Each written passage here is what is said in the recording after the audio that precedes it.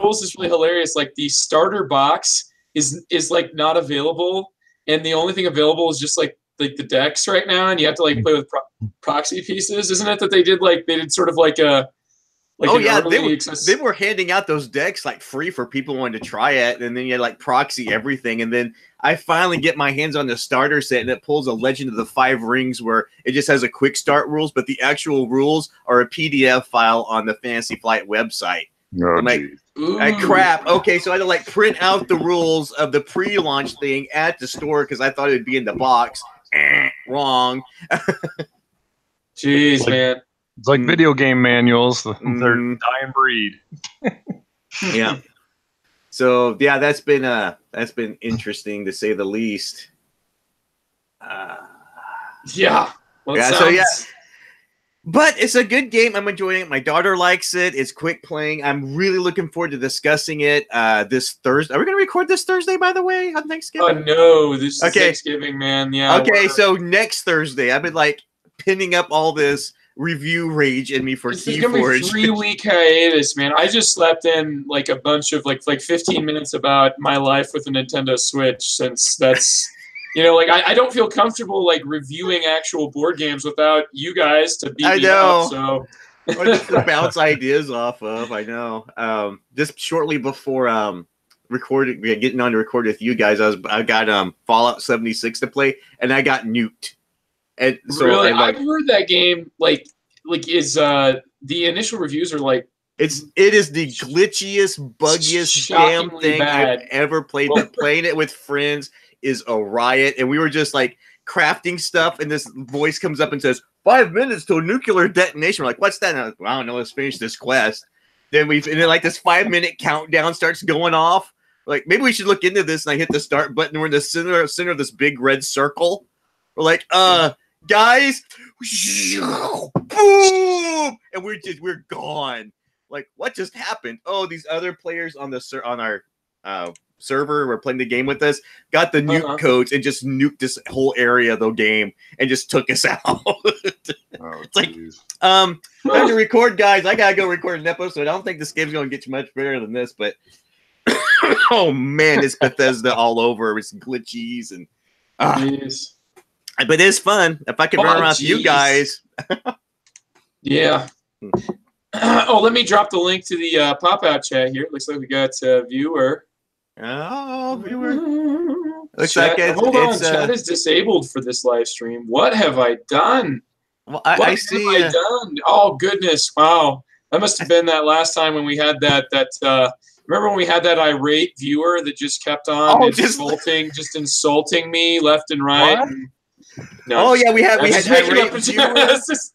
Yeah, and I just go and I was like, I swear I'm never ever gonna allow chat again. We had that, and before that we had a sex bot. It was like this. It was hilarious. We've now been tanked by, I'm pretty sure, a fleet of Andy's middle schoolers. I'm fairly certain that's the only person who's going to be typing "please respond" within 3 seconds of having typed something. Hey, Andy, what do you think about this? Please respond. Please respond. Please respond. Andy, we were asking. Sure it was one of his middle schoolers too. So you never know. Never know who's going to pop up there on the internet. Yeah, but what was great was that I think Trent was actually interacting with the sex bot, asking it questions, and it was responding. It was awesome. That is one time when it's actually okay to be a total troll. That's what that bot deserved, was just a troll.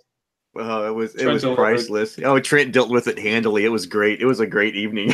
Yeah. I'm going into the event here and trying to figure out where it is that I apparently decided I didn't want to hear from the audience. Where is this box that I checked where I said chat disabled? I know, it looks like I've got the YouTube channel custom. I don't see why it says chat disabled. Oh, you know what it might be? No, I didn't. No, okay. I thought that maybe I already clicked like the pop-out chat link like I usually do, but it's so weird. Like, I'm trying to figure out what's going on here. And like, Okay, here's the chat. It's Norm. Norm's here. I've been talking to Norm here a bit. I was like, what's going on? Okay, I don't know. Apparently, maybe I clicked it and it was just gone. I don't know. But you know what? You go ahead and make fun of me here. It's been so long since I've recorded that I'm like, what's this button do? Where is everything? How's that work? As long as you don't launch a nuke on some server, we'll be okay.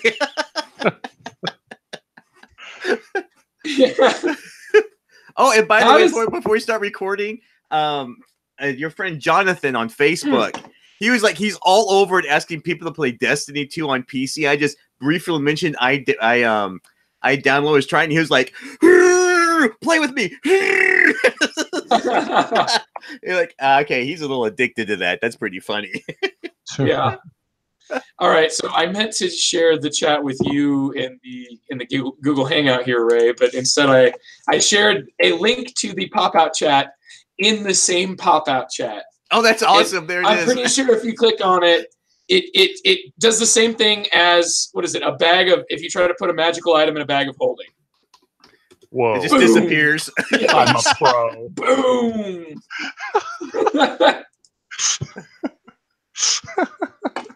A link to take you to the page you are on. Which, in other words, is talent, Amazon. Joe. That is true talent. It's everywhere. Yeah. I'm really all sorted out here.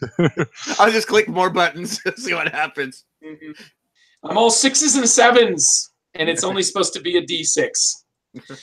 All right. Well, you guys want to get this show on the road here? We got Norm, and we got Ray, and we got Ray coming through loud and clear and crisp, and with his beautiful voice. Ray, for a change. Yeah, it's good to hear you, man. This will make editing easier. Yeah, definitely, man. Well, the last episode did definitely come together. So, it was a great game that I really loved your comments on, Ray. And you know what? I was able to hear them. So sometimes that's what's most important. Our audience members, as much as we love you, sorry, but you just kind of take second. You take second priority there. So I'm taking care of our guests. Yeah, our guests taken care of. We're all good. What's wrong? Yeah, what's wrong? I don't see the problem. Like I'm fine. So anyway, I love to try to alienate people as quickly as I can. So we're still in the beginning stages, the intro stages. So anybody that's here new, like for example Norm, we've never seen you before, Norm. You can decide now that this is probably not for you. That maybe you had better things to do with your time. So that's what I want to do right off the bat. So click. Yeah, yeah. Oh, see you, Norm. Yeah, I guess he's not going to hear that because it says 0 viewers now. But anyway, sorry it didn't work out tonight. Next time. We'll do a better next time if there is a next time. Oh god! You got 3 weeks of snarkiness to catch up on, Joe. Come on, channel it. That's what it is, man. It just is gonna start pouring, right? That's what you do. That's why you get on the air and share what you have inside you with the world, because it's all negative, and people want to hear that. What we do is we feed on that sort of negativity. It's like a bunch of magnets. If we were all just negative magnets repelling each other. We just bouncing off each other. I have no idea what we're doing. I don't know anything about that unicorn magic with magnets. That's a high-tech fandangly stuff there. Yeah, whoa. I never trust them. Yeah, I never trust them. I never know what they're going to stick to. That's right. Yeah. So, TC, are we ready? Start, all right. Do the duty here, man. All right. I'm here. I've got my duties. I'm duty bound. Okay, here we go. I'm going to be a little punch drunk because I just recovered from 5 days of my parents. And that's my first day back from work, so I may have some Texanisms come shining through. So please forgive me. I may have reverted to my roots a bit here for this episode. So nice. Here we go. 3, 2, 1. Welcome to a new episode of The Long View. The Long View is proudly sponsored by Game Surplus. Proud sponsor of giving us all the board games we love to play endlessly, and on and on and on. As they kindly feed my habits, and they do a great job. Carmen and Elaine, yeah, it is. It's an addiction. It's starting to harm the people around you. It's an addiction. It is. I mean, what can I do? And my kids say I want clothes, and I go, no, I want Space Corps. Suffer. And Carmen and Elaine kindly let me do that. They are a proud sponsor of my bad parenting. So thank you, Carmen. Thank you, Elaine. If you listen, there is a code at the beginning of this in our intro, so get 10% off. Support them. Enjoy your games. That's our sponsor, Game Surplus. But tonight, we have one of our guests back. You were on before, right, Ray? This is Ray. Say hi, Ray. Hi. And if you notice, Ray has a much better microphone, which is going to be making my editing job a lot easier, even though I have no idea what game we're talking about this evening. I got you there, TC. All right. Yeah, at least some research, and I'm not going to be by any means an expert, but I don't think 3 of us. Yeah. Well, I mean, this is one of those games that you can take to the next level, though. So, I mean, but what do you expect from the long view? So. Well, we can at least guarantee one thing: it'll set the forums on fire. So here we go. Joining me is my good host and friend Joe. Hello, everybody. And we will be discussing BattleCON, one of my Grail games I need to play. BattleCON is a game from Level 99 Games, one of my favorite game companies. They did Millennium Blades, which is like one of the most hilarious takes on a collectible card game I've ever seen. Man, that's so much fun with that. And it's designed by D. Brad Talton Jr. Ray, it looks like there are lots of editions of this. And so before I start putting my foot in my mouth too much harder, maybe you can describe what this game is and what it's doing. Yeah, no, gladly. BattleCON at its core is basically a Street Fighter or Blaze Blue arcade video game fighting simulator, I guess is the best way of describing it. I've got a different take on that I'll talk about probably at some other point on the way that I approached it. But at its core, you're 2 fighters, and you're on a board that has roughly about 8 spaces. I feel stupid for not knowing how many spaces are on the actual board. Around 8. I'm trying to do this to make you feel comfortable, TC. You're not. I appreciate it, but I'm going to throw myself under the bus on this. Don't you worry. But essentially what happens is both players have a set of cards. You start off with 6 styles, which are red cards, and 7 bases, which are blue cards, and you combine those. And I know Trent alluded a couple times, because anytime someone talks about BattleCon on a podcast, I perk up and remember everything they say. And one thing that I really liked about what Trent said is you take those 2 card combos and you put them together, and roughly, you've got anywhere between 30 some card combinations that you can do with these 2 cards. And I liked how he put that. The thing that I really love about it is there's no randomness. You're not shuffling a deck and drawing from the top. You have access to all the cards, except for you have 2 discard piles that prevent you from just spamming the same moves over and over again. They go into a discard 2 pile, and then they rotate to the first discard pile. And so you're always getting a new set of cards back that you've used before, but it's all open information. You even start off, every fighter has a reference card for themselves, and they have a reference card that they're going to give their opponent that lists every single move that they can possibly do with their styles. Everyone has the same 7 bases. So it's the styles that help make each one of the fighters unique. And you've got a list of what every one of those styles is. You can see what's in their discard. So basically the 4 styles that could be coming at you at any time. Wow. Yeah, so there's a lot of possibilities is what I'm hearing from you there, Ray. And we're talking when you've chosen a fighter, of which there's a bajillion to choose from. Picture your Street Fighter. You've got a bunch of different options, but every one of those options is one that your opponent has knowledge of. Yes. Yeah, so absolutely. When you're making your decisions, that means that what they might be wanting to do should probably work into that.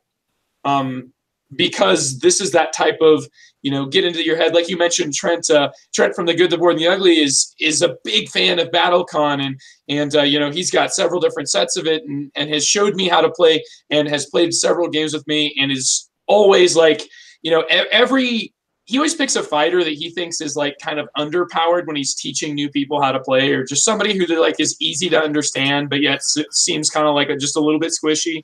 And and yeah, like within two rounds of this game, which is very fast, I was already starting to think about like looking at what his fighter was like kind of made to do, and where I was at, and whether or not I had something that kind of countered that. But then also it was like, if I play this counter, then I wonder, like, is he going to play this move, which would actually kind of counter if I'm countering? Yes. Wow. Yeah. It can, and Joe, it can get that in depth, or even a little bit more so. But the beauty of this game, and Talton is one of my absolute favorite designers, because I say he's like he's my Neil Young. Like when I first listened to Neil Young, like I thought he was absolutely horrible. And then when I actually got through a full album, I'm like, whoa, this guy is like a genius. And that's what Brad Talton has been to me. Like I see some of his stuff, like you mentioned Millennium Blades. Like when that came out, I'm like, oh, this is going to be a major train wreck. There's no way that you can do this. This should fail. It even has paper money. That's ridiculous. Yeah, I remember take together. Yeah, and then there was like that real-time bidding. I remember going, oh, this is going to be a train wreck. Man, this is going to be a train wreck. But that game just didn't come together, man.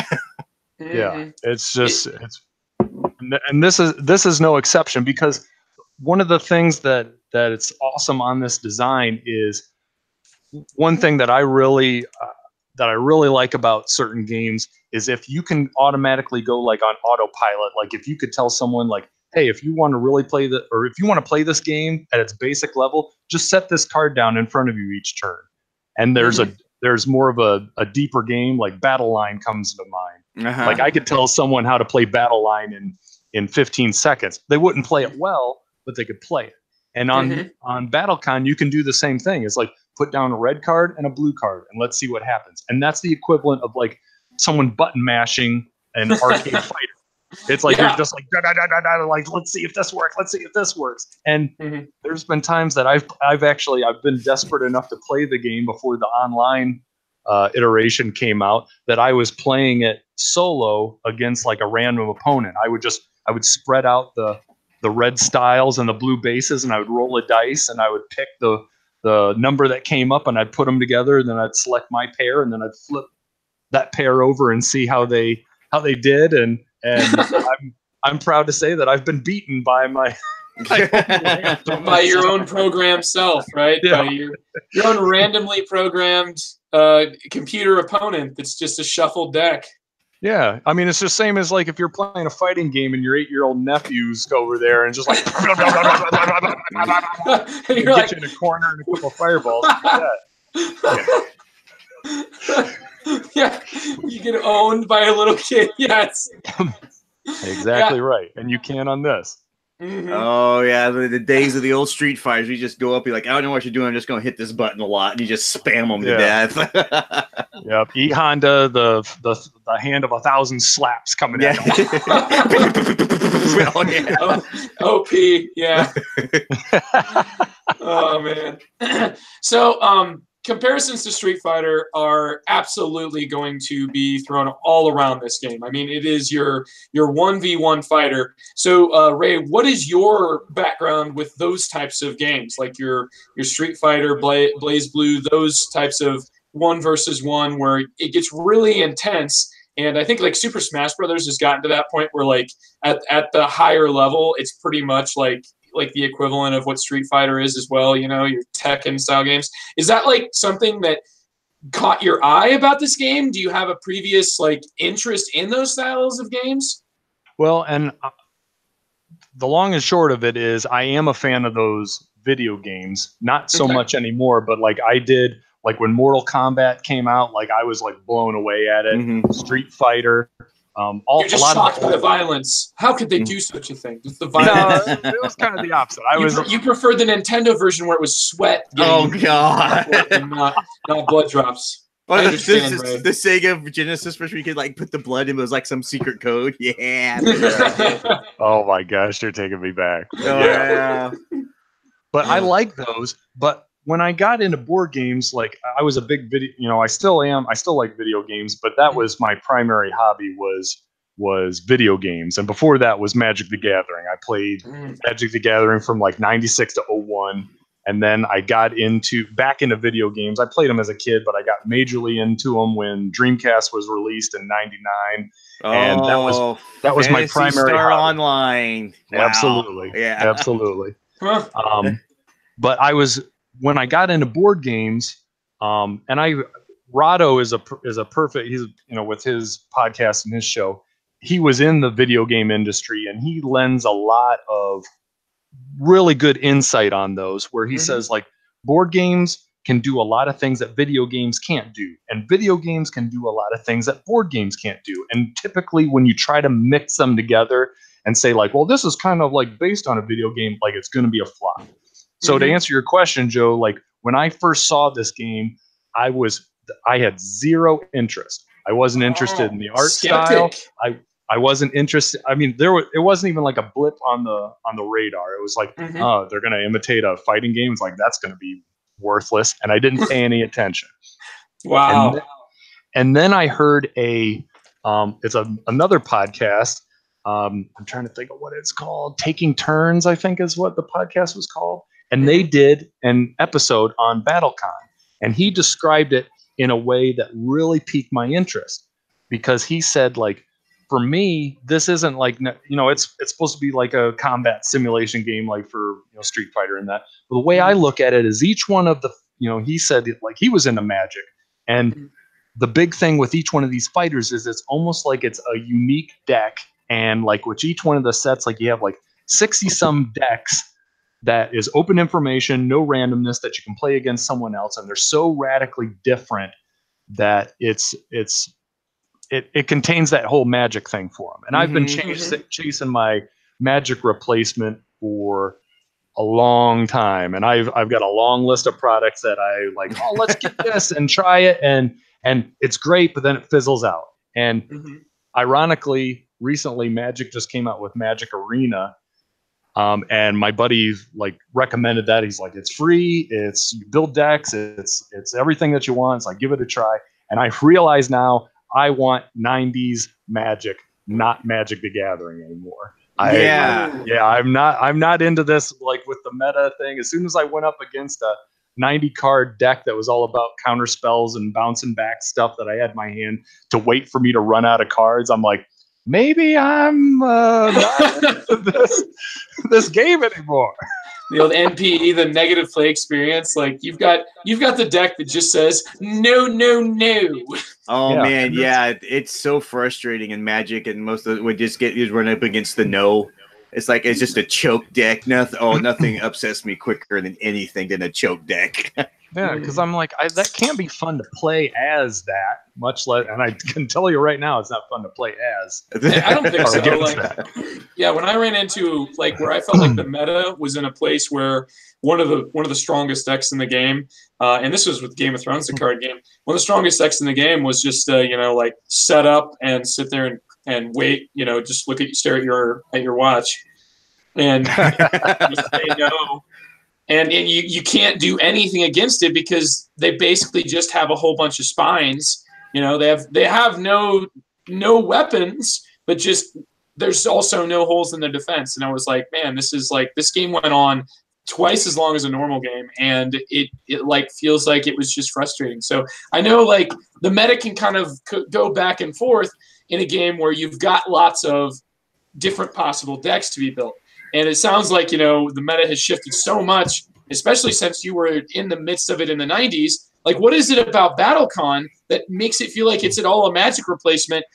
Is it about the meta, or does it keep it from getting so much about the meta that anybody that's not, with it and in it to win it and with it every step of the way is just totally lost. Like, is this the type of game that you can crack into? Yeah, I honestly, I don't really feel like there's a strong meta in this game yet. I feel like there is levels of complexity the deeper you dive into it, that you can go in as deep in this game as you want to. And I'll Mark Bigney on which I know he's been on the show. Yeah, actually, I think both your shows, a couple times. Yeah. He just recently on his podcast, so very wrong about games, did a BattleCon episode, and he outlined it perfectly, where he said there's basically three ways to approach this game, or three levels of depth in this game. One is you just grab something and you're just like, oh, I hope this works, and you're playing around and you're almost button mashing at that point.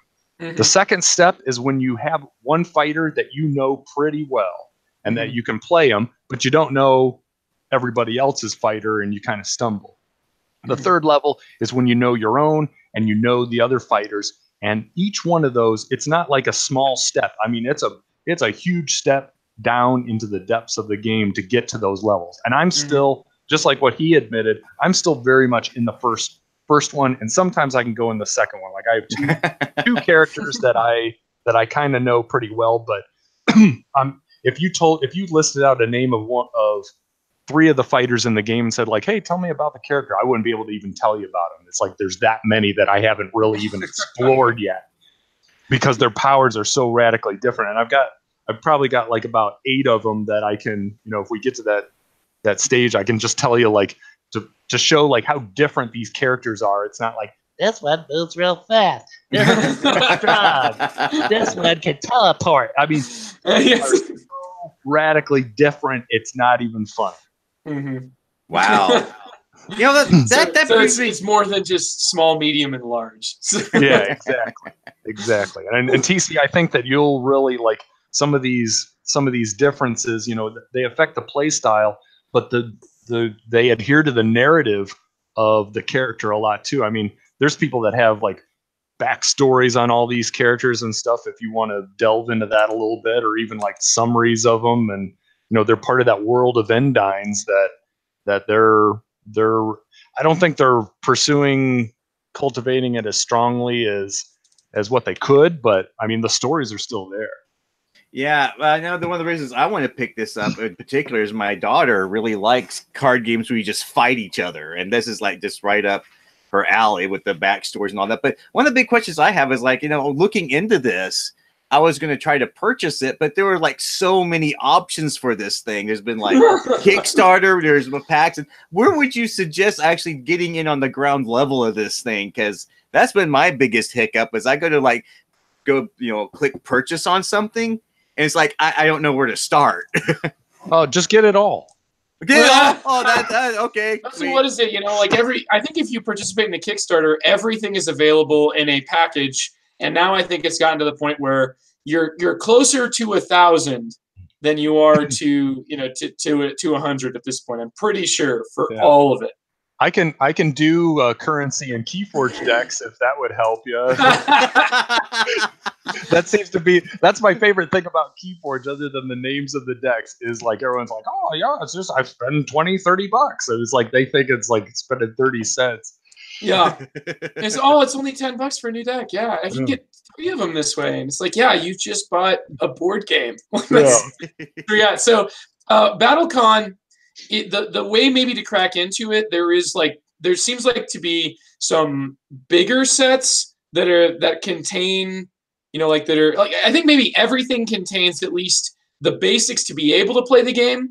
But like, if you really want things like a board and whatnot, you might be best investing in like a larger box. I think pretty much every box comes with at least something, but there might be different kind of versions of the battleground in this game. Do you know how the packaging, what's included in what box goes, Ray? Oh yeah. What I would recommend is there's 2 of them that you could approach either way, and the biggest one that has the most bang for your buck is going to be Devastation of Endines. Okay. That's got 30 fighters in it. That thing is, you have TC, you have Millennium Blades and play that. Yeah, that was a big box. Yeah, this is the exact same thing. It's the same size box. It's jam-packed of 30 fighters. Excuse me. You've got rules for if you want to do 2 versus 2 tag team. There's a dungeon crawl in this one. Jeez. I haven't even looked at the dungeon crawl thing. There's I think there's some bosses that you can kind of do like a cooperative thing against like this super powered super boss. I think there's 2 of them in that set if I'm not mistaken, but that's all stuff that I haven't even like really looked at. But the other one that you could look at is the latest one that just came out. It came out last year, but it's the newest one that's not in the Kickstarter thing that was just released, and that's Trials of Endines. Okay. And that one it's got 10 fighters, and they're all in like the tuck boxes. It's the latest rules because every single edition that came out, like they tweaked the rules a little bit. Like for instance, there was one. The 2 older sets are. Man, where's my rule books at? Yeah. There we go. War of Endines and Fate of Endines. And War, I think, War is the bigger one that had 18 fighters in it. And Fate, I want to say, was the first one that came out, even though it was remastered. And that probably doesn't help throwing things off. Is Fate of War was then remastered into newer sets. But Fate has 10 fighters. War has 18. Devastation has 30. And then Trials has 10. To be honest with you, if you grab one of those and start playing the rules as they are written, they're all great. They all slightly tweak the force mechanism for being able to do like your big finisher. It's like this currency that you build up during the fight.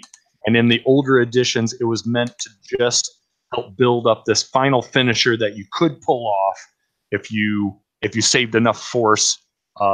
Basically, your force had to be greater than your life total, and then you were able to put out that super move when you're placing your attack pairs and hope that it would connect. But any one of the rule sets, they're still all great. So it's not like if you don't get Trials, which has the newest rule set and base some things there with the force gauge and stuff, that you're going to miss out on anything. Yeah, so there's not a huge difference in the versions. As I'm hearing, there is, and some people would say like, oh yeah, we fixed this. Like for instance, one of the bases, excuse me, that the older set had was called a dash, and basically what that was it was a way for you to avoid enemy attacks, and it was high powered enough in one of the areas that they needed that you look at for the numbers. You've got your range, your attack power, and your priority. Priority is just who's going to move first. And the dash was giving you a priority of 9, which usually, you're looking at 3 or 4 being the normal priority level. So that 9, that was going to get it done. You were going to be able to move either backwards or move forward past your opponent. And there was even a rule that said if you move past your opponent, he can't hit you. So it was all about defense. Well, this one, they kind of nerfed that a little bit, and they made dodge, which dodge gives you a lower priority. I want to say it's a 4. And you still have the ability, like if you move past your opponent, like they can't hit you.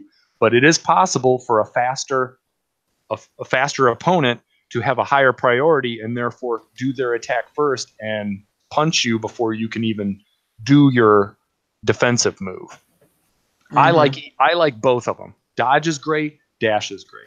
So I say all those things to just let you know, like, there are some major changes. And if you end up getting the other one, you will be able to set into those new rules easy. There won't be any problem at all doing it. But it won't be like, oh, you got the dumb rule set. You should get good.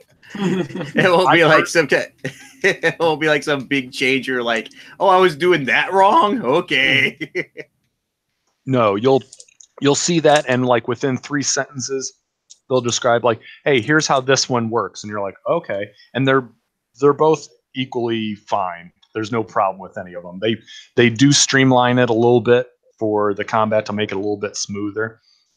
The one thing that still kind of like blows my mind that I haven't really tested out yet because I haven't played with the tokens is the newer version. They actually give you a pile of like 45 force tokens, and you gain some of these force tokens automatically.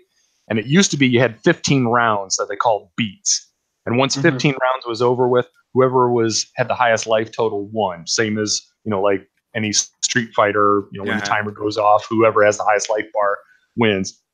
Now, once you deplete these force tokens, that's the end of the round. And I still haven't done the math and looked at it because it's like everyone starts with 2, so now you got 41, and I'm going, okay, if I'm gaining 1 each turn, and math's not exactly my strong suit, so I can't try to figure it out. I need to see it in action before I go like, oh, okay, I get this. Interesting. But my personal recommendation, just because you get 30 fighters, is Devastation if you can find it, because there's just a ton of stuff in there, and that would even be enough. Like, unless you're crazy stupid like me, where you're like, I gotta have everything. 30 fighters is a ton of stuff. Like, you don't have that, that completionist, like, oh, they made one more fighter that's an exclusive. I gotta get my hands on this thing at any cost possible. Well, I'm stupid enough that if, like, on my Board Game Geek account, like the majority of the stuff on my wanted list are these like extra costumes for these fighters, and all they are is just it was a promo card that it has like each one of the fighters, and they're in a different costume, and they slightly tweak their starting power a little bit. Like someone might get +2 instead of +1, so it's a little bit different on how it's not just like, oh, I gotta look pretty with this one, but it's different, so you must have it. Yeah. There's something a little different. It's got difference in gameplay. You must have it. Yeah, and it's dumb. Like I told you, it's like I've got like 100 fighters, and if you said like, "Hey, tell me what this fighter does," I'm like, I don't know, and yet I want more. But I got an alternate costume for him. Yeah. Well, yeah. I mean, it's like one of those. Right now, we're in a interesting place with my gamers club at the high school, because like so many kids have been playing Super Smash Brothers. I just have my old Wii hooked up with Super Smash Brothers Brawl, and they've just been loving, they're still unlocking some of the characters because apparently my stuff got deleted. They're all talking about what's coming up in the upcoming Switch game, Smash Brothers Ultimate, and it's just like there's going to be 72 fighters. Oh, and my like Lord. when you were describing this, Ray, I was thinking like, man, like right now with all the expansions, like BattleCON actually goes above that 72 fighters. But that 72 fighters, like when I think of like Smash Brothers is a game that I've got really into, like to the point where in college we were like, we had like a group that would play Smash pretty consistently in between classes and on weekends and stuff. And like having played the game when it had about 40, maybe 40 was about as many as there were in Brawl. It was like crazy. And a lot of those were like echoes of each other. I just like, I've played BattleCon enough to now understand the comparison that you've just made, where each fighter is unique and one of those where like you don't really get it the first time you play it. Like it's almost impossible to really get it because it's like the fighter is sort of built to rely on certain moves to pace their other special moves, and you won't really understand how like you're supposed to like manipulate the tempo of the fight, especially when you've got an opponent where their positioning is going to matter. You're like manipulating that fight together with understanding how your character works is such a complex thing to do. And like, it's an amazing amount of content that you've got for this game. But there are like, I would say ways in which I think that the filtering of information in this game, especially some of the limitations, are what make it to where I feel like I am ready to pick up any box and play it.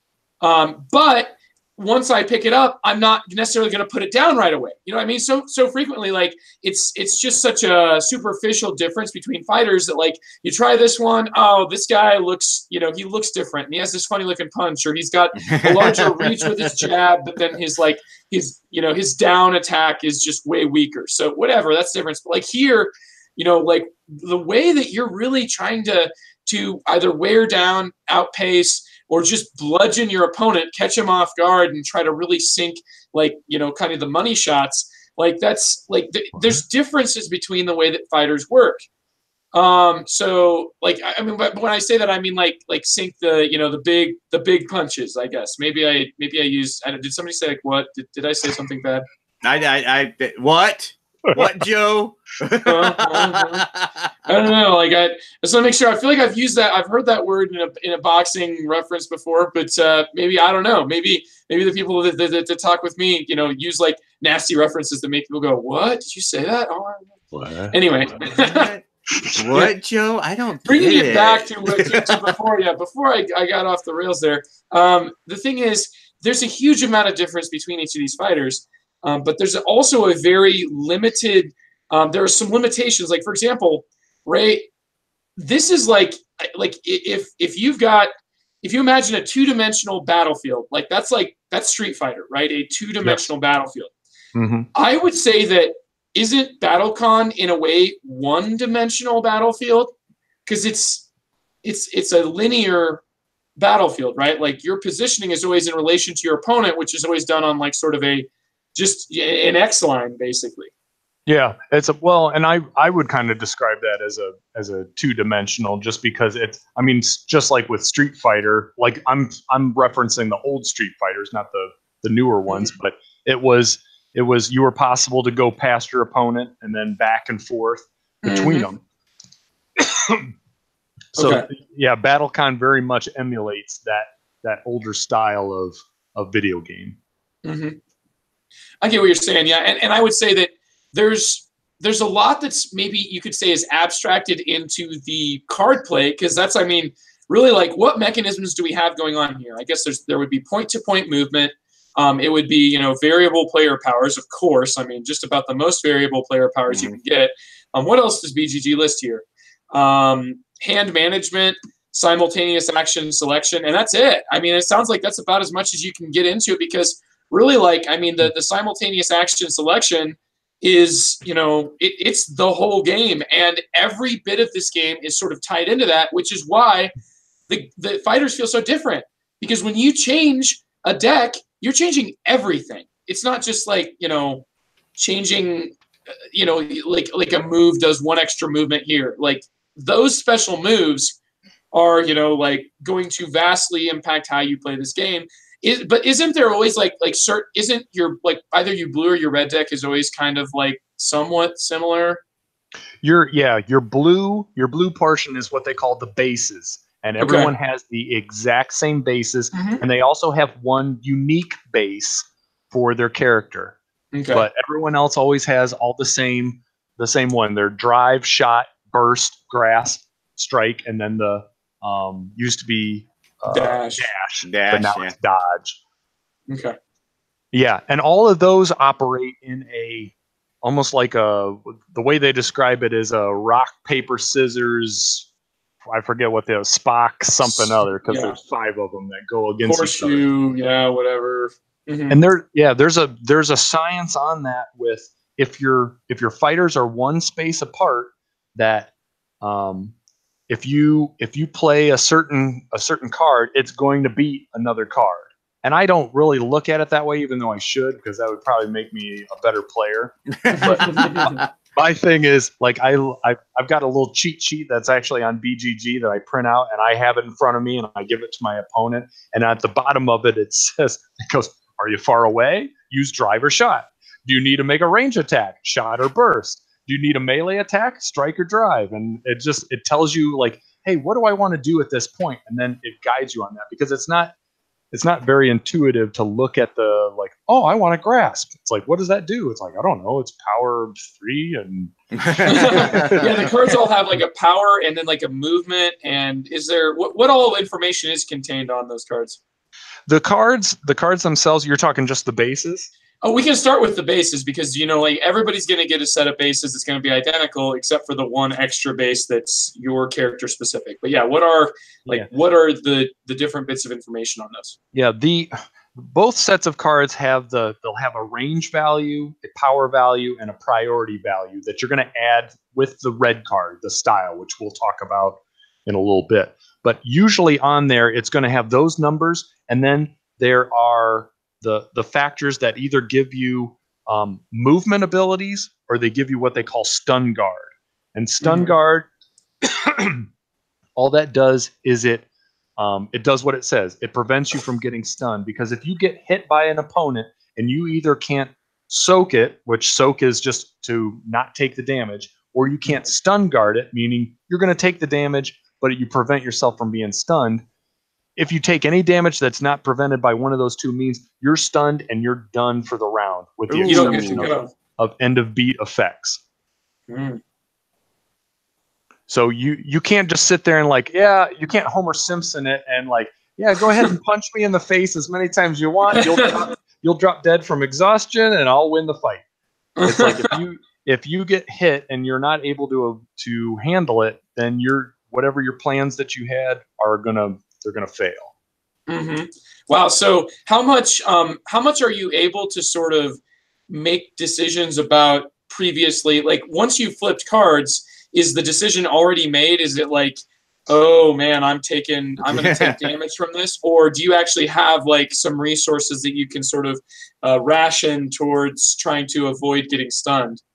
Some few characters do. Most of the time, what ends up happening to mitigate that is you're gonna go through you're gonna select the pairs that you're gonna utilize, your style and your base, and they're gonna go face down in front of you. They are locked in. You're gonna use those.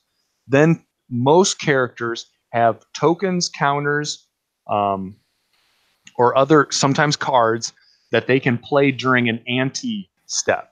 So it's a back and forth thing where you can put these tokens that can boost stats, that can prevent things. Like there's one guy that if he puts a token out there, he's immune to stun. Like he can't be stunned, but he can also play it before he gets hit. He's one of the rare characters that can react to something with a resource before it's dealt. Most of the time, like as soon as you reveal the cards, you select your pairs, you ante, and then you reveal it. It's Candyland moment at that time. Candyland moment. Yeah, it's war.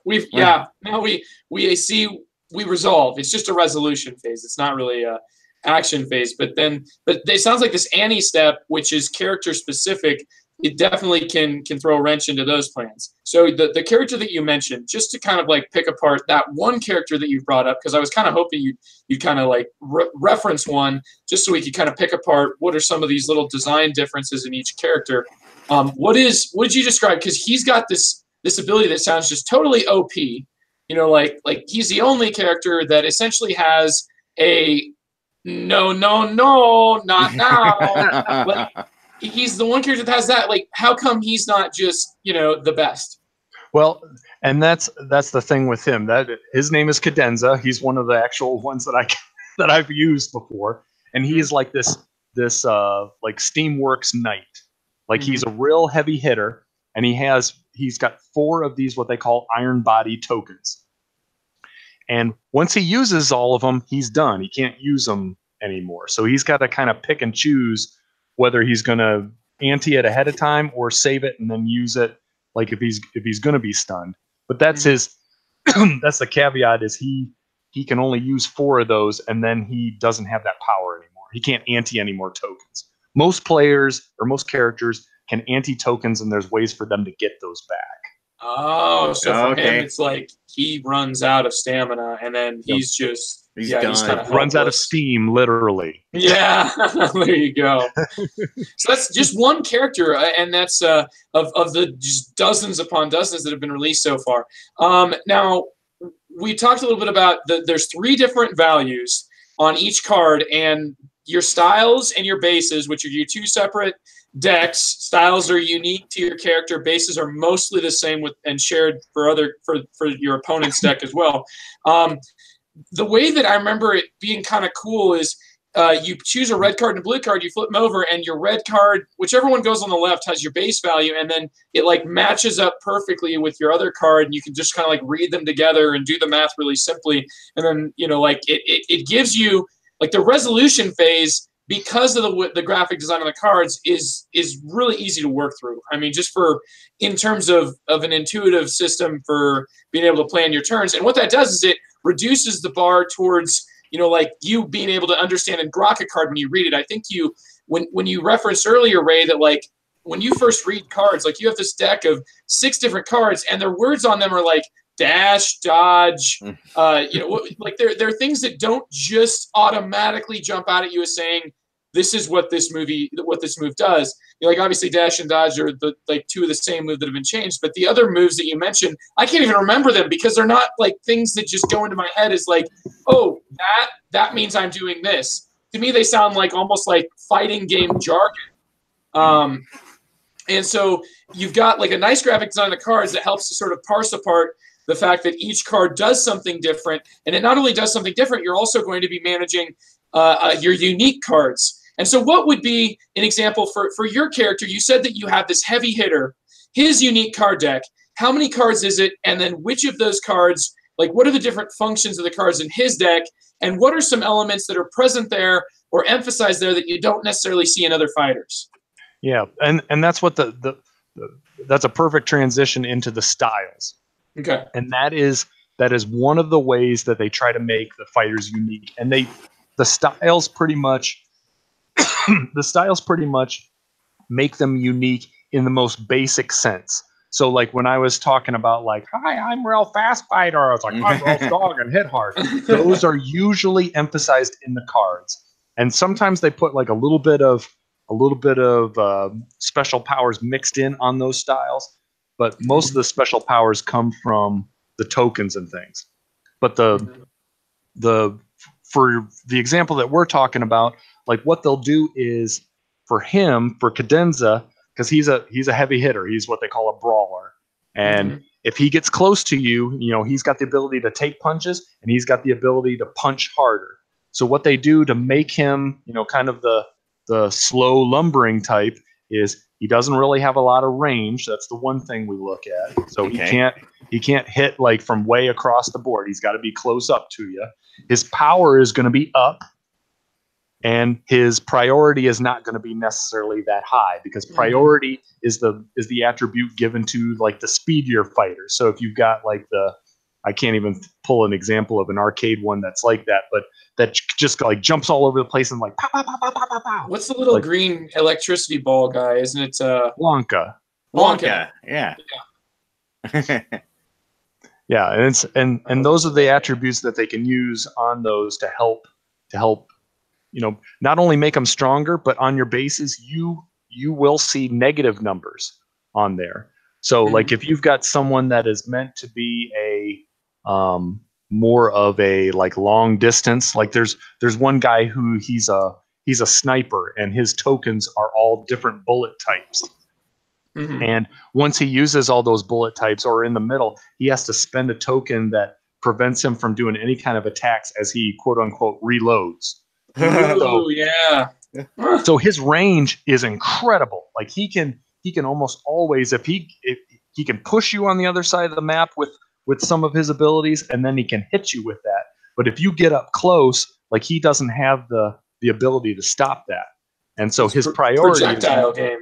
Yeah, exactly. And so that's how they help differentiate the different fighters by messing with those 3 basic stats. I mean, remember, you got the same bases, and then your styles are going to be different. And just with those 3 attributes and different numbers, they can make the big, large, hulking, slow guy, and they can make the super fast, not very strong, physically combatant person.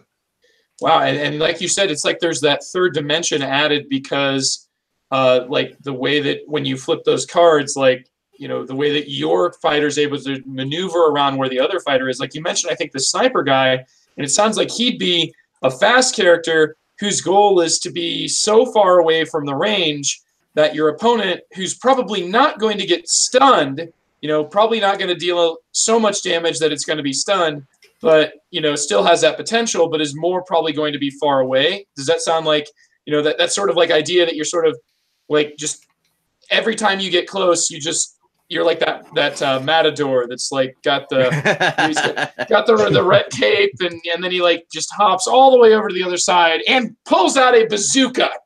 Boom. Yeah, absolutely.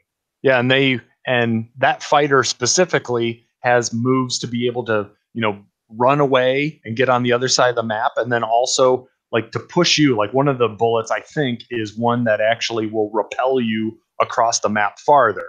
Ooh. So, and I didn't even know this because like the first time that I played this character against this character was actually on BattleCon Online. And so I'm like, okay, I'm going to get farther away. It's like if I get on the other side of the map, I'll make a running jump over there and try to hit him. And I'm just playing into this guy's hands because he's like, wow, this guy did all the work for me. It's like he moved on the other side of the map. It's like, aim, pow, boom. You're trying to get distance, and so is he. Yeah, I'm trying to get distance. He's like, yeah, that's exactly the kind of distance, because I'm thinking like, oh, he can't hit me on the very polar opposite side of the map, and I'll be able to. I had a character that had a power that I could actually like. Well, no, I could throw a chain and use my tokens to pull that guy back towards me and then bash. Get over here. Yeah. Exactly right. It didn't work out. It didn't work out for you. That's it. It was an utter defeat. No, you don't win them all.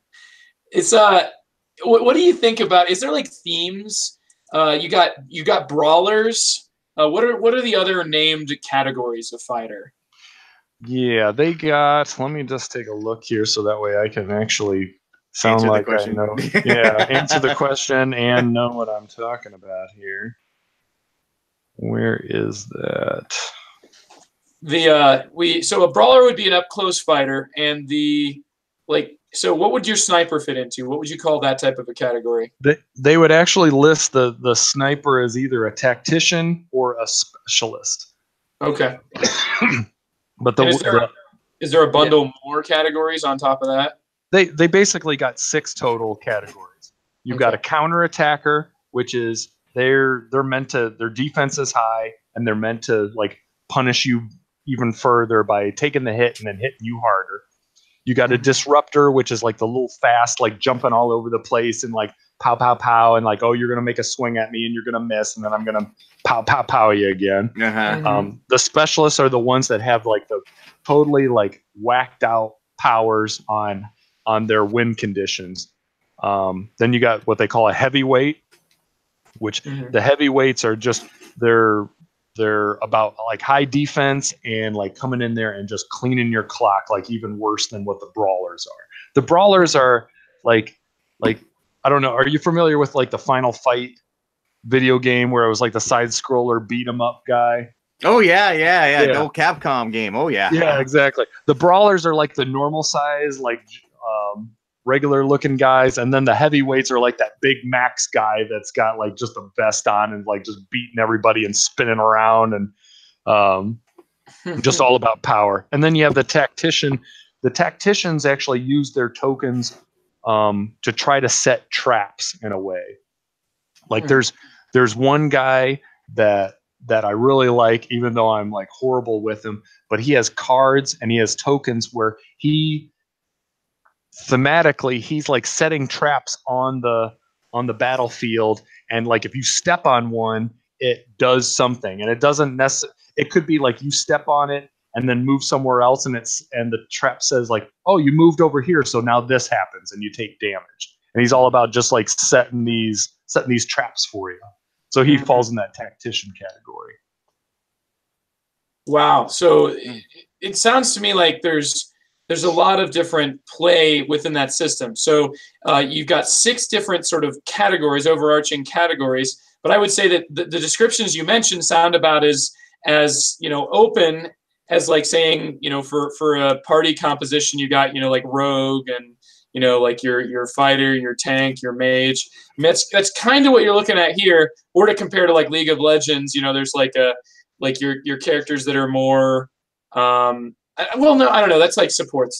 That's all team and party comp. But here we're talking more like, what are you expecting and what are going to be like the strengths and weaknesses? Because each one is getting sort of like analyzed in a vacuum. It's not how do they interact together, but it's so much more about like how do you fight? How do you like grapple with the opponent? What would you say like in terms of the the length of a fight in BattleCon? I know it's kind of like going back to a bit of a basic question, but how quickly does a single fight generally last, or what's the range on this? The usual range, like I'd love to say like it's super quick, but and relatively speaking, it is compared to some games. Like you're probably going to knock out a thing in like 20 to 30 minutes. You can't take longer if you decide like you really want to look at what your opponent has played and what you can, what's available to them, and kind of, do the I'm trying to think on Princess Bride, the wine thing. If you want Yomi idea, and I've been careful using that term Yomi because we talked a little bit about like Yomi is when it's like I'm in the head of the opponent, and we mentioned this on your previous episode, and since nobody could hear it then, Ray, I'll tell everybody now that it's about getting into the head of your opponent and thinking like, okay, if the piece that's in front of him was this one, as I think it is, then I'd go there. But hold on, since I think that he thinks I'd put it there, now I have to consider that and consider maybe since he thinks I would put it there, he's actually put this player there. So that way I'll just run in Leroy Jenkins style, and he's going to be like, oh, hey, what do you know? That is actually the Balrog. You never saw it coming. It's in Moria. So there's a lot of really cool, like getting inside the head of your opponent. Yomi, I've avoided saying that because Yomi is also like a fighting game that's more based along the lines of like a rock, paper, scissors, but it's also an anime style, like 1v1 fighter. We're not talking about Yomi, but rather the concept of Yomi, which as I understand it is trying to get into the head of your opponent when you make your decision. Yeah, absolutely. And that falls into, I was telling you, the Mark Bigney step 1, 2, and 3. That's well into 2 and 3 when you're at that stage. When you first start playing on this game, like you have no idea. Like you're just trying to say, like, okay, if I do this, I think I'll go forward 2 steps and maybe hit.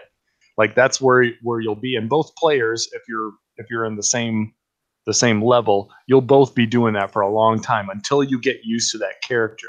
They recommend playing the same character about 10 times in order to really kind of get a start of a feel of like how this character operates. What is their weakness? Like, am I weak against like heavyweights? Am I weaker against tacticians? Like, what do I need to do in order to beat them? And the nice thing is it's still balanced enough that almost any fighter can beat any other fighter with the proper skilled play. Okay.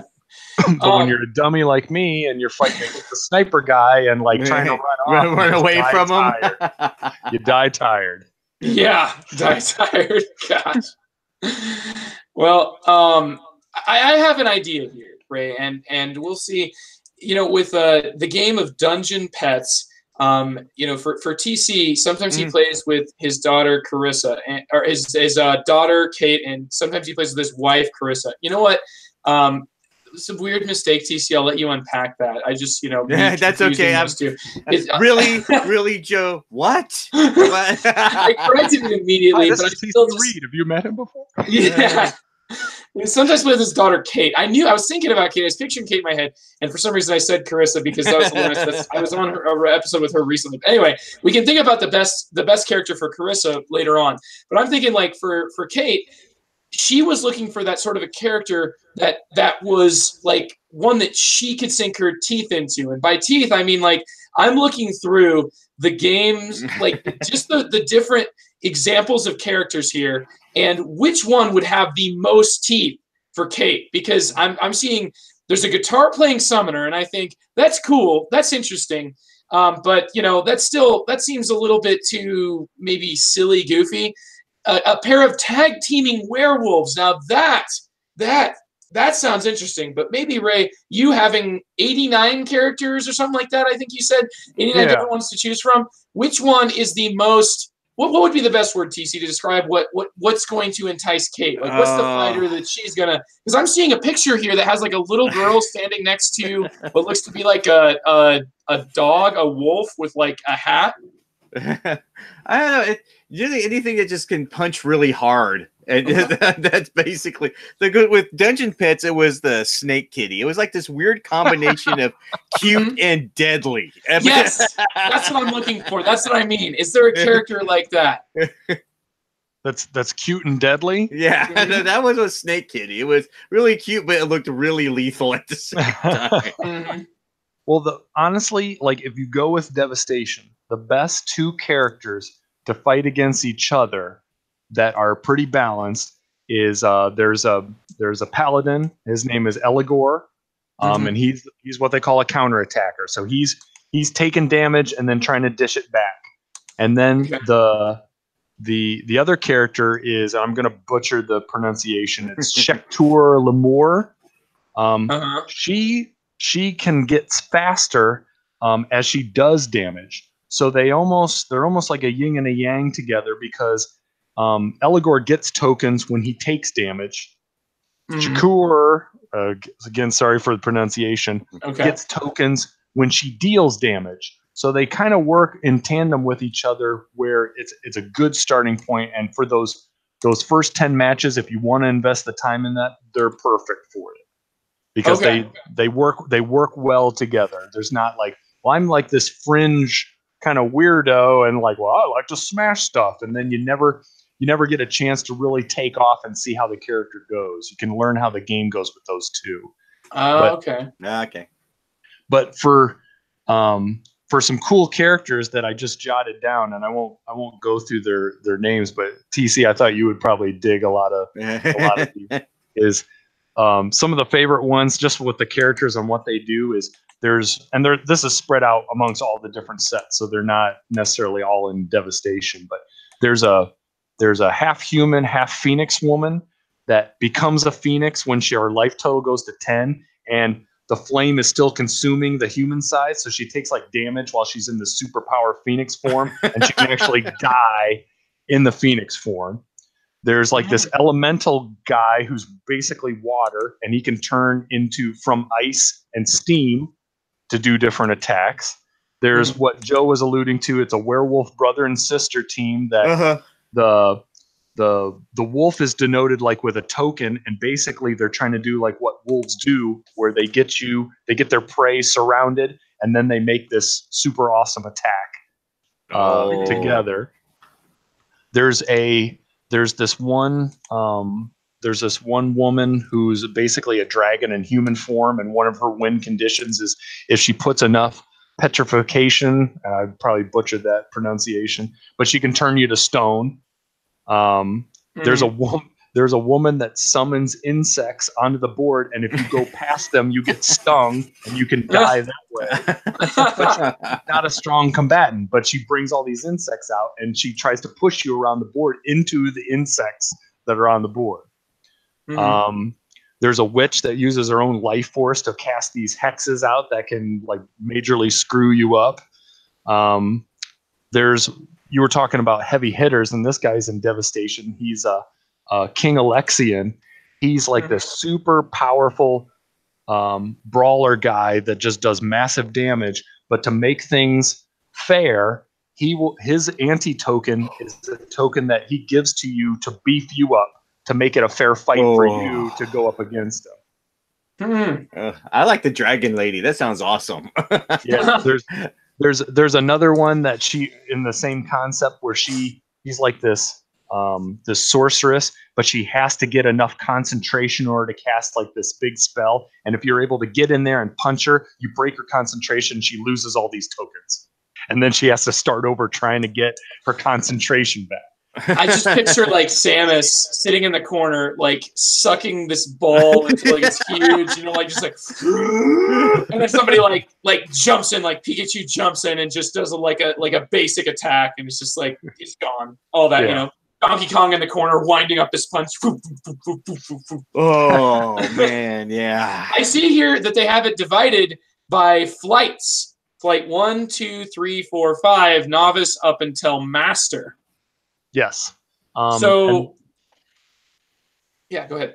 Oh, I was just going to say, it's when you open the box, if you get Devastation and you open the box, it is going to be a WTH moment. Like, what did I do?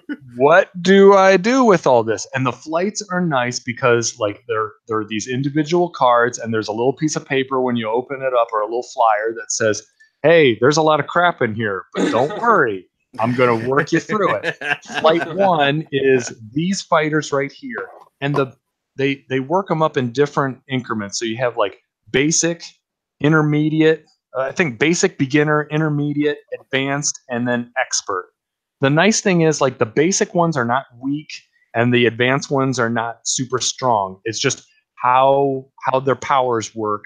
The basic ones are something you can give to anybody and say like, hey, here's what this fighter does, and they got a card that describes what their power is, and you can get it. The advanced ones, you kind of have to go through like a few matches, and some of them are like really like messed up. Like there's one guy that clones himself with these different bases, so you've got clones of him on the board, and you're bouncing these things back and forth. So it's a little bit more in depth. Where like even I would look at it and go, okay, I don't know exactly what I'm doing here. So I've played around with a few of those advanced ones, and some of them aren't that bad, but the beginner ones can easily defeat the advanced ones. It's not a measure of power, just ability to understand what I need to do in this match. What's my character about? Cool. So not overpowered. It's not that like you're getting into the good characters. It's that, like it's just, how much do you want to have to figure out before you can play them? And I can see how that's, like it's kind of similar to, certain move sets and fighting games, just where a character has a single move that you can spam over and over and over to make them kind of powerful. But, there's just a lot of open ground here. And I mean, when you talk about how they're different from one another, every single time that you said something, it's like clones of himself, somebody who's got different ammo that he puts into a gun and he has to reload. Like, are these contained in the same universe? Like, are they the same, like this sort of battle system? It's super, was a Street Fighter is like, how do they punch and, do they like throw a ball at you or something? Here, I feel like, you've got so many different complex effects that there's just a little bit more going on, to make those of you that feel like maybe there's not, when you say, oh, it's just a set of 7 cards of this and then 7 cards of this, and you just choose one of each and go. I mean, yeah, that's really easy. I mean, Gloomhaven is sold like a bajillion copies where they pick 2 cards and go. And I love Gloomhaven, but it's like, there's so much ground that you can cover within the system that you've described. So there's a lot of complexity. And when you can layer complexity, it shows that the foundation must be pretty solid. Yeah. And Joe, I'm glad you mentioned that because I wanted to bring up he's affiliated with Level 99 Games, and I'm hoping I get his name right. It's Marcos DeSanto. Mm-hmm. He does on YouTube. They do a podcast, mm-hmm. but he did a thing. If you just go on YouTube and look up BattleCON battle guides. And every single one of these fighters, he's done like a 20 to 30 minute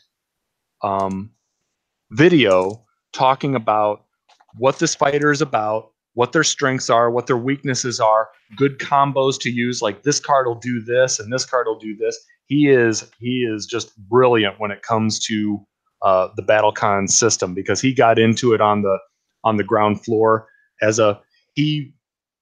his story in a nutshell was I think he wanted to play Magic and it just wasn't in the cards like financially for him to keep up with everything. And when this game was released, like he got into it and just like dove into it big time. And now like he works with Brad over at Level 99 Games and puts out these videos and they're amazing. If you want to see what the depth of each one of these characters is, he talks about it in a very entertaining way for, like I said, 20 to 30 minutes per character. So that's like 30 in Devastations, and all the rest of them he addresses too. And he talks about using the tokens, using the counters, and what each one of the fighters does. And I'll be sitting there like goofing off with a fighter like 10 times, and then I watch this video. I'm like, oh my gosh, I didn't even think about that. You feel like a dummy after watching it because you're like, yeah, that makes perfect sense. It's not advanced strategies where you're like, what the heck is going on there? But it shows just how in depth you can get to the game. But if you don't want to get that in depth and you've got someone else that's on the same level, it's still a very enjoyable experience. Wow, man. I'm just like in awe of how many videos there are that are out, and the amount, there's a lot of views on those videos. Like there is, you can sink your teeth into this game the same way that you can with, I mean, I know I've referred now like 5 times because this is my entry, but like Super Smash Brothers and the differences between those. Like I just recently was watching videos that were like, people that have played the upcoming tweaked versions of the new characters, and I'm like, ooh, what's my favorite character? And it's, each of these characters has that same level of getting to get into it. It's still like not, an hour and a half long on YouTube or anything like that, where if you have a video that long, like only fools would watch the whole thing. Yeah, exactly. Or if you're really, really, really into it, which I know Smash Brothers definitely has those fans. My son was getting into it, and I still can't figure that thing out. I recognize the depth of the game, but I'm still feel like, I'm like kicking something. Or it's like, I kicked a gun and I'm shooting. And it bugs me because I'm like, why can't I figure this out? Mm-hmm. Yeah, he's picking bits about each of these fighters apart in ways that, like, it's like to be able to hopefully jumpstart yourself maybe at high level, at the high level of maybe your first ring, of the outer depths, and it's like trying to kickstart yourself to be able to enter at level 2, where you can actually make more intentional decisions and be less pressing buttons and just like pulling levers to see what happens. So each one is so different, and it's got somebody who's a Magic player like you, right? And that's what I'm seeing is like somebody who plays Magic has certain expectations about a gameplay experience, and like that sort of like every deck being so unique, being such a different experience, and being able to hit it up against any other deck. And it's like there's so many different archetypes out there for what a deck could be that fall into like loose, like there's like 6 loose categories, or your colors of Magic to give you a general idea, but they're all so different. I mean, like I'm seeing that that sort of open world out there, and I'm wondering though, Ray, is this a type of game that needs a constant ongoing community to support it? Because that's the type of thing, like, I can't imagine Magic existing without there being, Friday Night Magic tournaments, pre-releases. Like here you're talking about like the design and the release of this is very much like a board game where it puts out content. You can buy all the content. There's never any sort of collectible aspect to it. There's not a collectible side to the game. Which, obviously that's what you'd come to expect from board games. So maybe but it seems like those are some of the elements that lend themselves to building community and forcing a community, or at least, like enticing a community to keep participating in it, is when you've got the sort of collecting aspect too. Here, it's just the gameplay, and people continue to sink their teeth in, like game after game after game. And it's those types of Magic players that are looking for something where you don't have to participate in the collector side of the hobby. But how do you still get to play this game? Like, so Ray, do you play with people in your local group? Do you have have you mated with somebody? Do you have a BattleCon mate? Have you mated for life? I do not. My gaming group has all been, they're very gracious when the opportunity for a 2-player game comes up. They will play it with me, and all of them are like, yeah, I like that. But there's no one that is like smitten with it to the point where they're like, yeah, I gotta have that, because they all have their own 2-player thing that they like to pursue as well. I've been desperate enough to go online and even beg people to play it like over the phone, since it's all open information, and you pretty much have like the fighters that you need, and just say like, hey, we'll play over the phone. I'll describe everything that I'm doing, and we'll work this. And I haven't had any takers on it. And there is BattleCon online now that just came out. Like, it's been about a month and a half, maybe 2 months. So really brand new and a great way to get in. Maybe? Yeah, it's free to play. The way that he works it is there's roughly about, I want to say 20 fighters that are available from all the different sets right now. And what he does is every week he rotates 4 that you can play for free. Okay. So the other ones you can play those, and then you can generate in-game currency that you can use to buy other fighters. Obviously, the quickest way is just plunking down some cash and buying them. But you can, for the week, you've got 4 different fighters that you can play, and then the next week it'll be another 4, and they'll just keep rotating that, and they keep adding more fighters to it. It's very well implemented, and I've used it on occasion. But I'm, like I've mentioned before, like it's got to be really, really good. Like, Lord of the Rings Confrontation was good, where I play like the app over and over again. I just feel like if I'm playing something with a screen, I want it to be the full-fledged video game. But the board game experience, like, I want the tactile experience. Even if I'm not sitting across from someone, I want to be holding cards, moving pieces, touching tokens. That I don't really like playing online, but I have, and I've learned that I really, really am bad at the implementation. Before we move on, the implementation that you described sounds to me like the perfect way to do a sort of free-to-play system. I saw it first in like League of Legends, and just when you do have this really robust selection of characters, that's what makes people want to keep playing it. And so really, to get people in, you can, like, I can go ahead and play that game, and as long as I'm not picky about the character I play, as a matter of fact, maybe I kind of let the game let me choose which character I'm going to learn about and try to get to my 10 recommended plays before I really have reached a level grasp of understanding, maybe a level of mastery. So having 4 rotating characters when you can pay for the whole selection of 20 if you ever actually want to be able to on demand choose a specific character, that seems just like a beautiful way to implement it.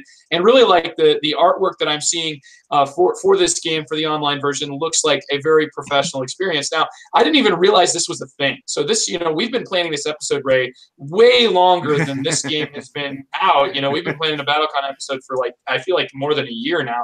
And TC, I know you've recently gotten into playing Steam Online's Lord of the Rings the card game. Did you know that BattleCon was on Steam? I did not know that. I should look this up right now and add it to my Lord of the Rings addiction. Well, this is free, dude. All you just jumping into it, like, you can get a game or 2 of it. Maybe me and you should play online, TC. I mean, seriously, like, this would be an interesting way for me and TC to play our first game together. Oh, that would be scary. I'll just rage quit. Like, this is a dumb game. Wait, no, it is free to play. Here we go. Yeah, I am going to add this to my queue. Here we go. It is an early access game, just to warn people. I have had no problems with it whatsoever. None. So be confident. Okay, I am downloading with confidence. Have 100% confidence, TC. I will. Take that to the bank. Oh, it's even funny. It says it's similar to other games you've played, specifically Lord of the Rings. What do you know? Yeah, these games, like, we choose a game, Ray, and then it just, like, keeps getting better. Like, this community is not going away, and that's especially impressive because anymore, I wonder if a game as good as BattleCon, if it were to come out right now, would it even be able to gain an audience, to gain that sort of traction? Because right now, so many people play BattleCon, and it's nice to have a system that you can continue to add to. And, maybe this is one of those, like, staple mainstay games that has gained the audience it needed to hit that critical mass of being pretty much consistently supported and being a good bet, a good IP to develop into, Mayfair's Catan, develop into Z-Man's Pandemic. Like, maybe with the way that they're pushing BattleCon and the way that, as I can see by the views and the videos, for, like, peripheral guides, a peripheral guide for a single character of a game that has almost 100 available, many more. If you count the ones that are still going to be released at the Kickstarter, I'm pretty sure that gets up into 3 digits, and you'll have well over 100. And, like, we have a critical mass. We have this here, and it seems like hopefully with a well implemented online version, even if it's not necessarily your cup of tea, Ray, it will continue to maybe give you the ability to finally find that one weirdo that also wants to play and have, like, some weird of a phone conversation, like, wants to, like, can I breathe into the phone as you're playing, Ray? Is that okay? I would encourage you to do that. Good, good. Can you just include me into this? I just want to be like I just want to be there for the voice chat. I just want to be like, hey guys, yeah, I'm just here. No, I'm not playing. I'm just listening.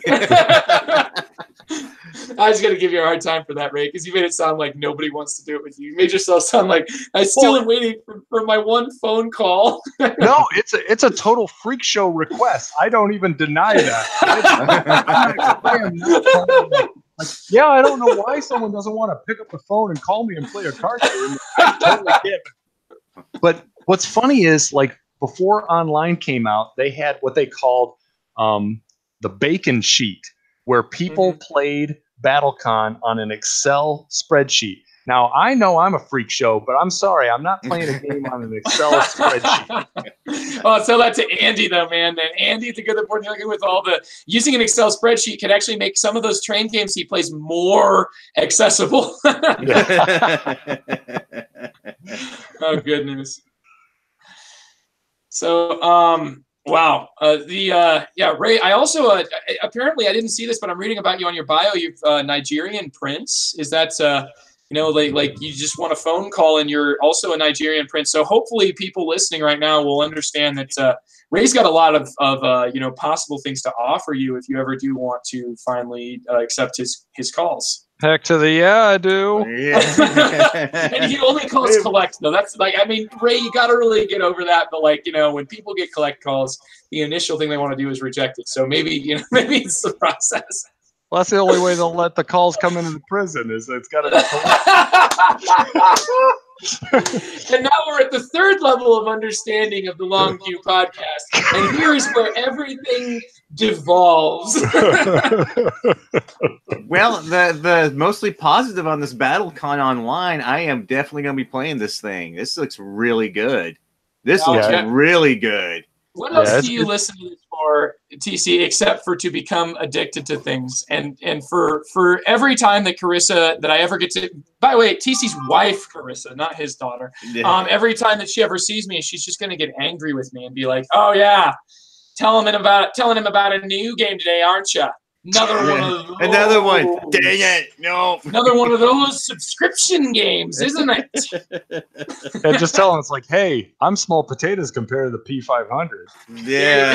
The only reason I get away with that, she likes historic board games. Trust me. If it wasn't for that, I'd be into so much hot water for the P500. Yeah, Carissa's also on the P500 is the difference. Yeah, that's where, like, I'm just the enemy. I'm the enemy of the P500. I'm the competitor.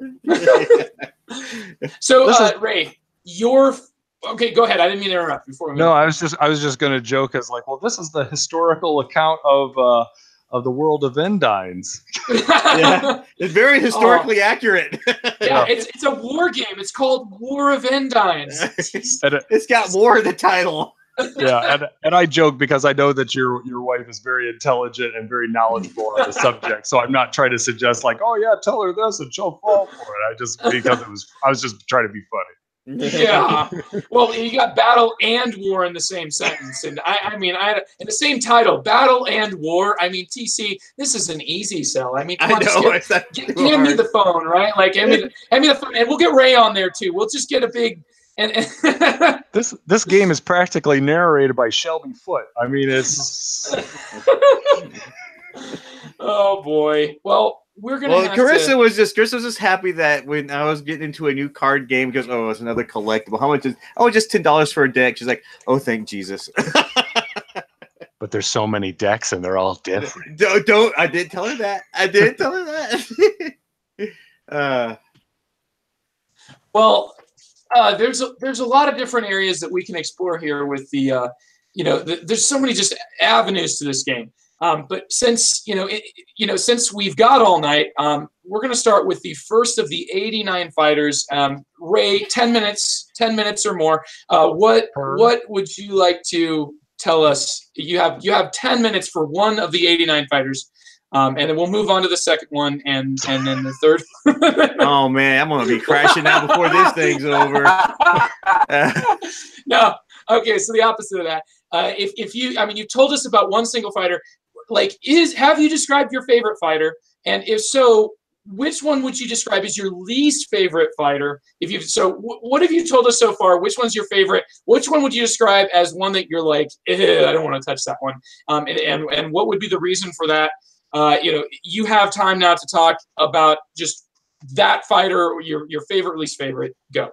Well, if I'm going to preface any like least favorite things, I just want to mention like I don't tap any of these cards at all. I was re-listening to that episode probably like late part of last week about where you were running into that guy that was giving you static about tapping. Oh No. God, yes. There's two things I can't stand in card games. It's that and the magic shuffle, where you're waiting for you to take your turn and just like shuffle the cards in their hand over and over and over and over. I see people doing that. That's how I identify people that are probably not there to attend the public game night I'm at. Oh man. I will throw a game if someone does the magic shuffle just to get out of it. So the magic shuffle is just shuffling the deck like. Oh, the cards they have in their hand. They have like a hand of cards. They just shuffle it over and over again in their hand, waiting for you to take their turn. It's like saying, "Are you going to do it? Are you going to go? Are you going to go? Are you going to go?" Are you going to be like, "Oh, I'm done." Yeah. I call that the magic shuffle. Oh, it just drives me up the wall. And someone was doing that with Keyforge. I went, if you want me to play this game, you're going to stop that right now. I will tell you when you're done shuffling. Yeah. I'll start going when you get done shuffling. So top shuffler. Yeah. Top fighter, and which fighter could you leave for the rest of your life and never go back to? Oh, top fighter. Like I haven't played one. The Eligor is probably the one that I like the best, just because I'm the most comfortable with him. Okay. And he's not even like the most versatile because he is kind of slow, but his defense is good, and that's kind of like matches my playing style, where I don't like being like a glass cannon. I kind of like someone that can take it and then trying to dish it back. And I really don't have. There's not a fighter that I really don't like. Okay. The only one I can think of is, which is sad because she's kind of cool. There's one fighter that actually comes with like a 4x6 board of her own, and you start in the center and you do like these mutations with her. So you move this little tracker, and it'll think of it like oh my gosh, what's the John Carpenter, The Thing? Like that's how she kind of mutates, where she she'll get like this big claw, and then she'll get like this like arm shield thing to boost her defense. Wow. And that's what the problem with it is the board was one of the first editions that she came out in. I want to say it was War. So like the board is small and the token can easily like get bumped, and then you're like, wait, well, where was I? Because you're not allowed to go back. So you're like, what power did I have? I don't even remember what path, because it's just like all crammed into this one board. But that's just like a minor gripe. Like all the fighters they really are fantastic because they're so different.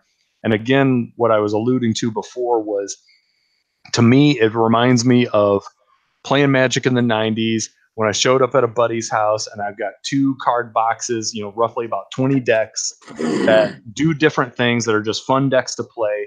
And I don't have to worry about going up against 100 card circle of protection, counter spell, bounce your stuff back.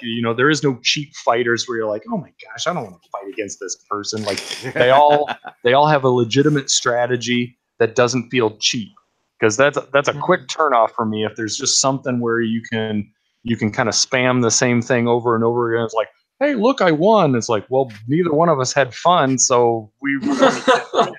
And it's like, unless we're playing for money, it's like, I don't think we need to do this. Yeah. I get what you're saying. Yeah, we definitely have. There's a lot of possible experiences that can win you a game in a very disreputable way, in a very like, oh, you're playing that deck sort of way. And here, since every deck needs to be replayable and is pre-constructed for you, so you don't have to worry about that, like they all need to sort of be able to bounce off of each other and win some, lose some. Speaking of which, balance-wise, do you find, like, have you ever played a matchup where you felt like you were playing the perfect Achilles heel of an opponent? Ironically, no. And I'm usually very sensitive about that stuff where I'm like, well, yeah, there's no way that I could probably beat this person just because of this and this and this. You can definitely see that someone might have an advantage, and usually it's a matter of speed or defense, but there's ways around that. If you're fast and you're going up against someone that has a high defense, like, hey, if I go toe to toe with this person, they're going to beat me up. So I got to kind of dance around. And same with if you're the heavy brawler guy going against someone fast, you got to say like, hey, I know what cards they have because I've got this handy little card guide that tells me everything that they can do. It's like I need to wait for them to run out of steam, maybe fake them out once, and then go in there and just beat their brains in. And it's never it really is. I don't want to make this claim that it's like, oh, it's a perfectly balanced game. But other than like you were talking about the guitarist that summons zombies, which sounds like the coolest character, but he actually is one of the weakest ones. And then there's another guy that, and they're fixing all of these with the ones that are coming out in the Kickstarter. They're all getting fixes so that way they'll be even more balanced. But there was a wizard guy named Eric or Alec or something like that I never played with him or against him, but a lot of people said like he is like majorly overpowered. Oh. Okay. Well, it's cool to hear though that each new edition, when they're reprinting the fighters from before, are getting updates to adjust. Because that balance, like if you look at the tier list of Smash Brothers characters, it's different in every.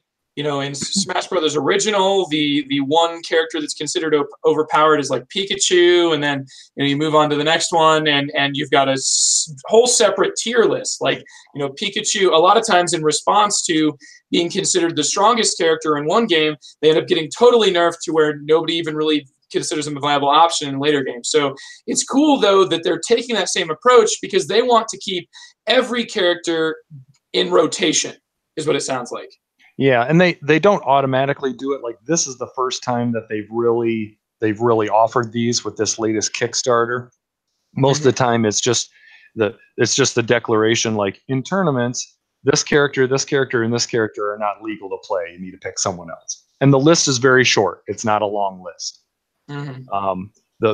You were alluding to before, not to jump around too bad, but you were saying like, hey, with this online presence and this game, hopefully that'll attract some people. I hope so too, because it almost sounds like with this last Kickstarter, that BattleCon is Brad Talton is kind of stepping away from it a little bit and focusing on some of his other projects more. He says like it's not dead, that they're going to come out with many things, but he's claiming like this last expansion is going to be the last time that there's going to be a major presence on Kickstarter. And I hope this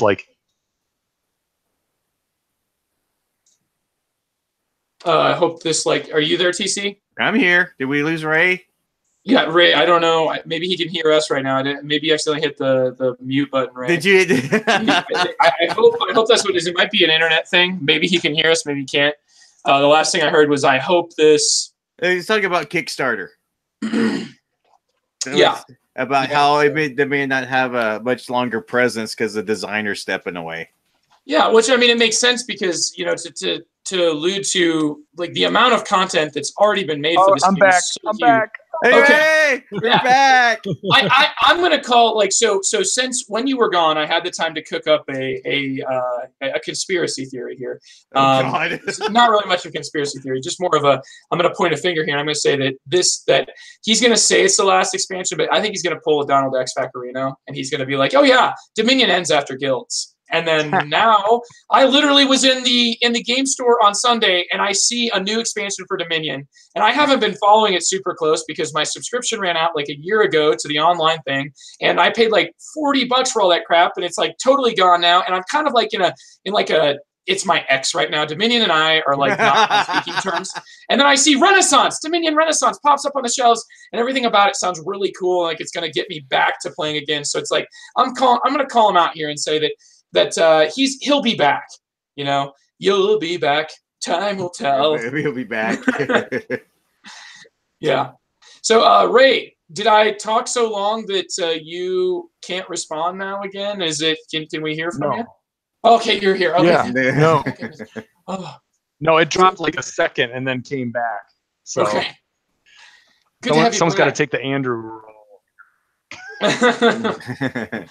Yeah, somebody has to take the Andrew role and be like, is he here? Andy, I can't hear what you're saying. So Ray, you're back. Thank you for at least making me feel at home, and make sure that there will always be at least some sort of connection issues, because I feel lost without those issues.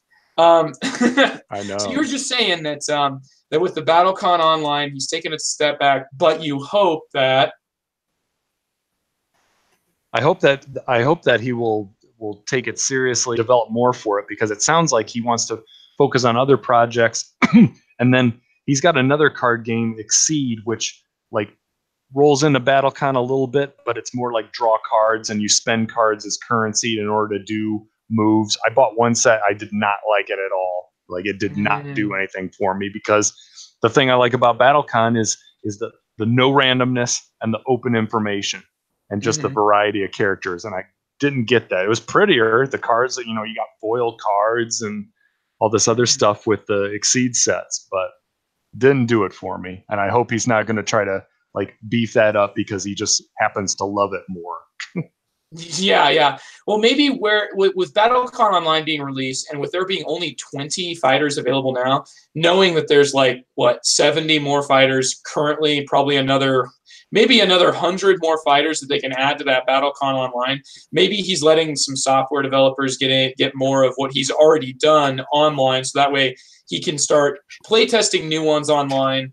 And then, when you've still got 90 characters to get through before any of the stuff you do now will even see the light of day on there, that might be, I could see that being maybe that's the window into his brain where he's at right now. But I would say, just, in general, he's a powerhouse of releasing content, because I'm actually waiting really soon. I'm supposed to get, I think, Imperial, the sort of train game in that series. So yeah, I actually backed that and pulled out because I wanted to get the BattleCon thing, and I could only afford to get one. Oh, sadness. When you have to pull out from one Kickstarter to get a different Kickstarter from the same dude. Yeah, I was like, I'm sorry to do this, but it's like, if I got to make a choice, I got to go with this one. And I love Age of Steam, so I'm going to lean on that more and pretend like there's magic powers in the trains and get the BattleCon. There you go. Yeah, you just variable player powers. That's, you just need to.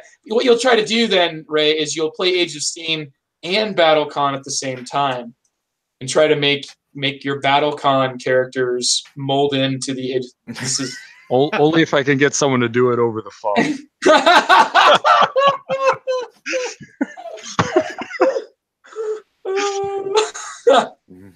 Well, goodness, guys, we're getting onto the rails right now. But by getting onto these rails of Age of Steam and Imperial, we're kind of getting off the rails.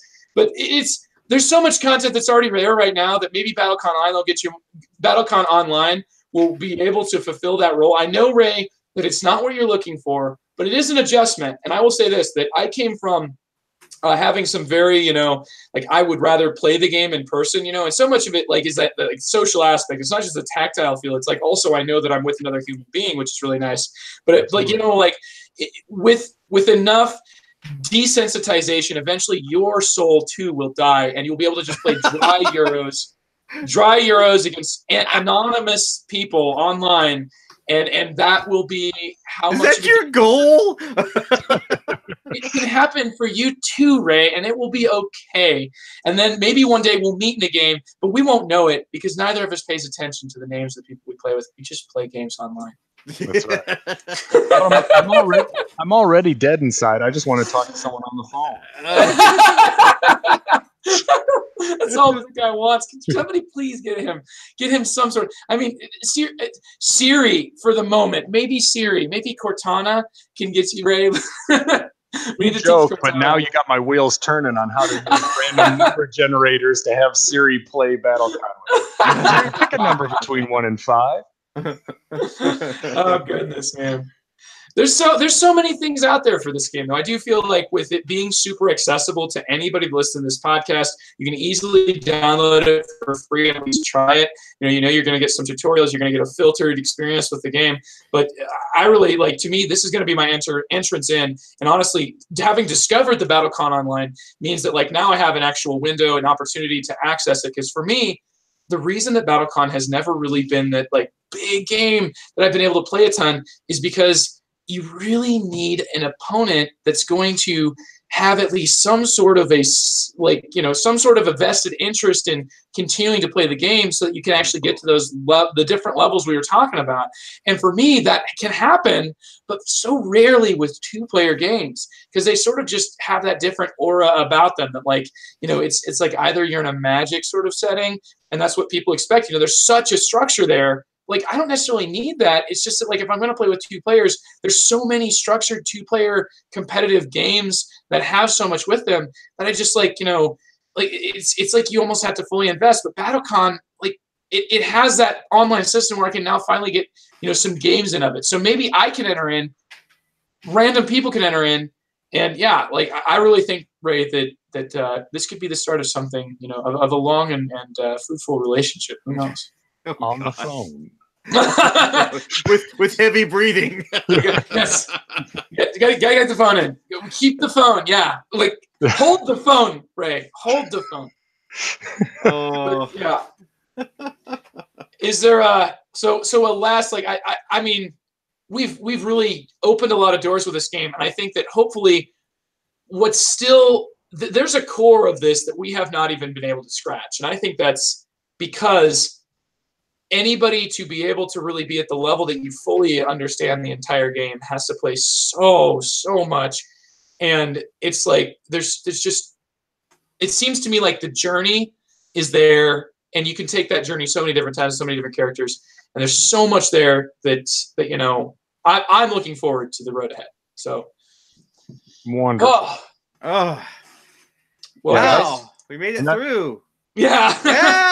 And Right. I think that we're good now, by the way. And Ray, any final comments about BattleCon? No, I encourage people, like, if you had any kind of, if you like two-player games, where you are going against each other that have a simple yet deep rule set and you like a lot of variety, but the theme and maybe the art might turn you off. Like, I was not a big fan of the art. I love it now. It wasn't a matter of me saying the art was bad. It was just the art style was not for me. And now I'm infatuated with it. Love everything about it.